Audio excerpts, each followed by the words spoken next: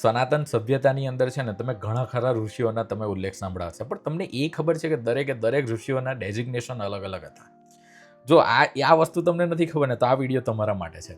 એક તો સૌથી પહેલા આવતા બ્રહ્મર્ષિ, કે જે પરમાત્માને પામી લીધેલા, જે એવા ઋષિ હોય જે ટાઈમની બેયોન્ડ જતા રહ્યા હોય, એ આવા ઋષિઓને બ્રહ્મર્ષિ ઋષિ કહેવાતા. તમે જુઓ ને તો સપ્ત ઋષિઓ ખરા ને તે પ્રીટી મચ આમાં જ આવે. અને વિશ્વામિત્રએ આ ડેઝિગ્નેશન પોતાના તપોબળે લીધું હતું.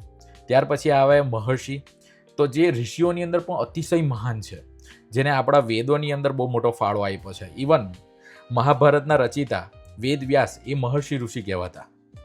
ત્યાર પછી તમે જુઓ તો રાજર્ષિ, કે જે રાજાઓની અંદર અતિશય મહાન છે, અને એ રાજા બધું રાજપાટ છોડીને ધર્મ તરફ પોતાનું આગમન કરે છે, તેવા ઋષિઓને કહેવાતા રાજર્ષિ.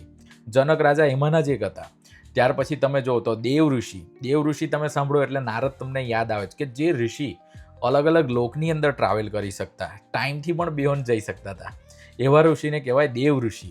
આવા કેટલાય સનાતન સભ્યતાની અંદર અલગ અલગ ઋષિ છે. તમે ફોર એન એક્ઝામ્પલ લઈ શકો છો, કાંડરષિ તમે લઈ શકો છો, પરમર્ષિ લઈ શકો છો, જનર્ષિ લઈ શકો છો, સત્યશ્રી લઈ શકો છો.